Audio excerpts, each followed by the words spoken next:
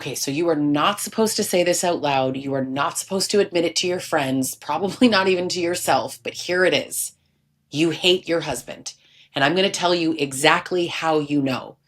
Not because you're petty, not because you're hard to please, not because you're some bitter, angry woman.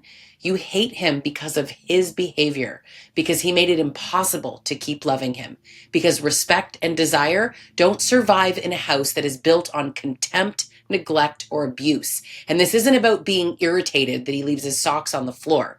This is about years of him showing you exactly who he is and you realizing that you can't stand him anymore. And I want to normalize something right here at the start. Hate isn't proof that you're a bad wife. It's not proof that you failed at marriage. Hate is your nervous system telling the truth that your mind has been trying to talk you out of. You were taught to be quiet and be nice and be the helpmate and make it work. You were groomed to fawn, to people please, to swallow your pain for the sake of peace, his peace.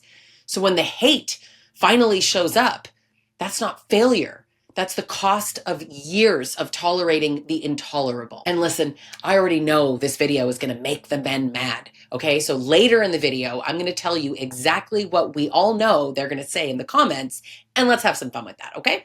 So I'm Lisa Sonni. I'm a toxic and abusive relationship expert, and I help women break trauma bonds, leave abusive men, and rebuild their whole life with confidence. So before we dive in, I want you to hit subscribe so you don't miss more real talk like this, because I promise you, I am not here to sugarcoat marriage misery. So let's get into it, okay? Here are the signs that you actually hate your husband. You breathe easier when he's not around. You know that moment when the door closes behind him and you just kind of like, your shoulders just drop 3 inches? That's not peace. That's relief. It's relief. You're not missing him when he's gone. You're savoring the quiet because his presence has become suffocating. You dread him coming home. You hear the garage door, you hear the keys in the lock, and your stomach's like, ugh. You start mentally preparing. You're like a soldier ready to face battle, right? And you already know that it's not going to be good because it never is, right? You don't want him touching you at all. Like his hand on your back doesn't feel loving. It feels heavy. You're like immediately, right? His kiss can feel like an obligation. And when he tries to initiate spicy time, you want to crawl out of your skin. That's not a dry spell, right? That's disgust. And it's partly what I'm calling hate. It can be disgust, contempt, whatever. We're going to call it hate for the purposes of this video. Another one is that you mock him in your head, right? Everything he says sounds like nails on a chalkboard. His jokes are embarrassing. His rants are so predictable. You don't admire him anymore. You roll your eyes before he even finishes his sentences. You don't even care about his approval anymore. That's a big one, okay? You stop trying to explain yourself. You stop tiptoeing. His disappointment doesn't sting anymore. It's like background noise. You're past caring what he thinks because nothing he thinks of you is even worth your energy anymore. You fantasize about him disappearing, not even in like a dramatic way, right? Just gone, moved out, vanished from the picture. You imagine your life lighter without him dragging you down. And in those daydreams, you don't even feel sad. Girl, you feel free, right? You protect your kids from him. You find yourself stepping in before he can even snap at them. You feel sick when they parrot his tone of voice, when they sound like him. You secretly hope that they don't grow up to be anything like their dad. And you know damn well that you're carrying the emotional load so they don't have to face his moods. You're already living like you're single. You go to friends, you go to family, maybe even strangers on the internet for support, but you'd never go to him. You stopped asking for his help a long time ago. You're the one running the house, running the kids, running your life, and he's just like there, existing over there. And honestly, half the time he feels more like dead weight than a partner. Now, a lot of people ask, okay, so what do I do if I realize that I actually hate him? Like, how do I know that it's time to leave? And to be fair, that's a whole other video on its own, but I want to address it here too, because the answer actually isn't just as simple as like try harder or give it time or just leave. The truth is, if you hate him because he's abusive or because he's toxic or because he straight up refuses to change, then staying isn't noble, it's misery. And it's not just going to magically get better. So why don't we just like sit with that for a second? Because so many women have been told marriage is sacred and divorce is failure and till death do us part. And men love to weaponize that part, right? They're going to drag religion into this. They'll play the guilt card. They'll act like you're the one betraying the sanctity of marriage if you walk away. But the reality is, if he valued the marriage the way that he claims, he wouldn't wait until you've got one foot out the door to suddenly beg you to stay. If the vows that he keeps shoving down your throat meant something to him, he wouldn't treat you like garbage for years and then pull the "but we're a family" speech every time he feels like you slipping away. And I want to be controversial here because I lean into this stuff. I believe in marriage. I believe in love. But I don't believe in staying married to men who ruin women's lives and then hide behind the word commitment. Men love to scream about divorce rates, but maybe if they treated women like human beings, marriages wouldn't fall apart. If they want to protect the institution of marriage, maybe start by protecting the women inside of those marriages. Now, here's a little number that the red pill guys love to go on about, and yet also hate to hear when it's used properly.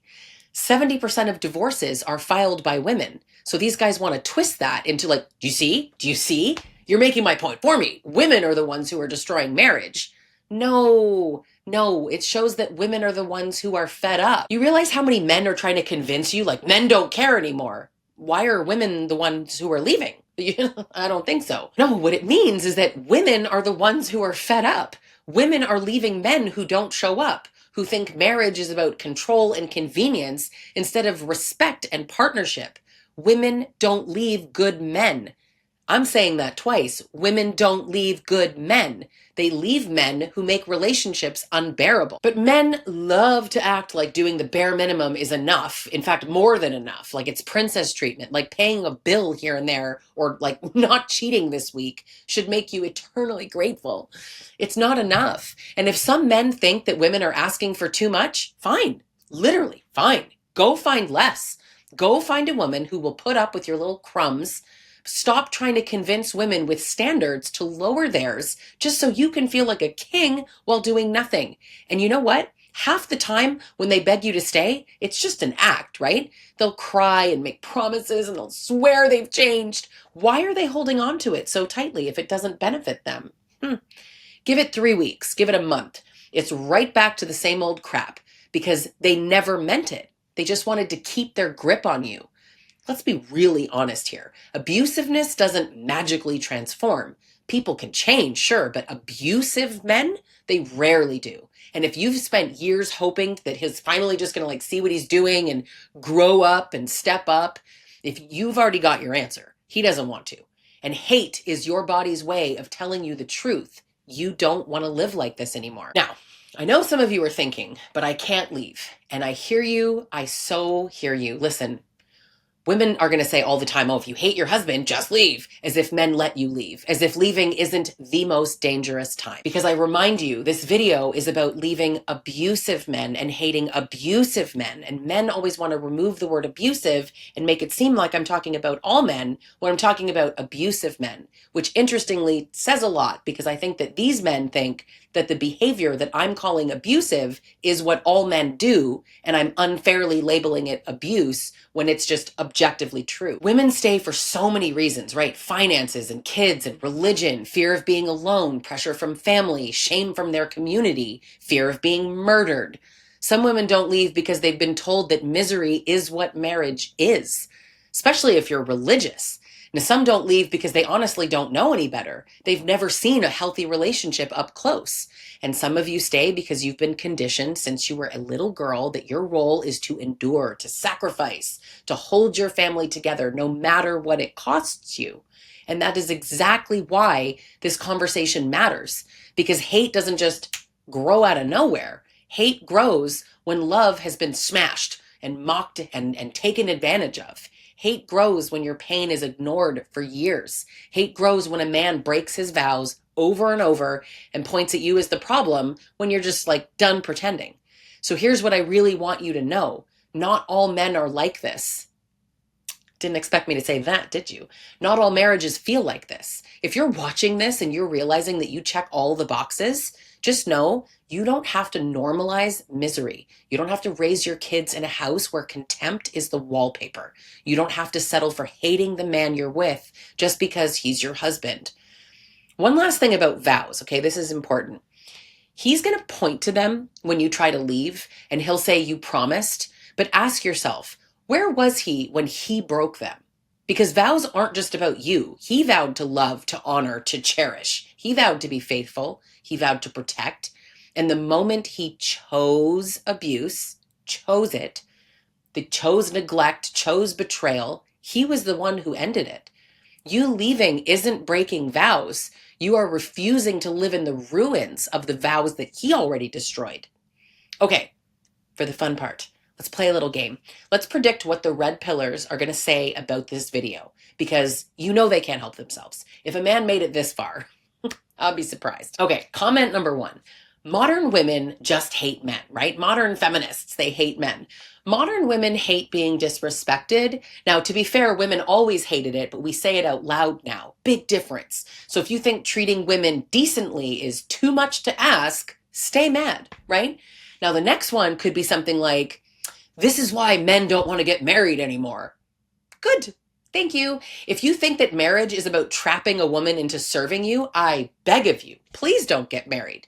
The men who are mad at this, great. Don't get married. Do us all a favor and take yourself right out of the dating pool. The third one is that women leave good men all the time. Now, I just said that women don't, but men just say, yes, they do. Women don't leave men who are good. Women leave men who think being good is paying the internet bill and not cheating for a few weeks. Women don't leave good men. They leave men who think that they're good men, but are terrible, and men who don't show up at all.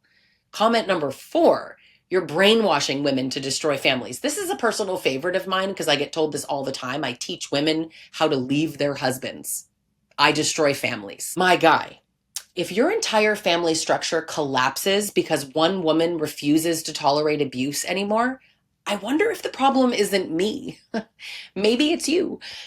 Next one, if women would just submit, they wouldn't hate their husbands. If women stopped having needs, if women stopped speaking, if women stopped expecting respect, then men could get away with being terrible. Hard pass, no thanks. So, feminist propaganda is kind of the next one that you hear really commonly. If calling out abuse, if calling out the neglect and the betrayal is feminist propaganda, okay, cool. Consider me the nightly news. I want to close with this. Hating him doesn't mean that you're broken, and it doesn't mean that you're a failure. It means that you have been living with a man who's impossible to love because of his choices, his actions, his treatment of you. That's on him. And now it's on you to decide if this is the life that you want to keep tolerating. That's what you're doing. You're tolerating this life.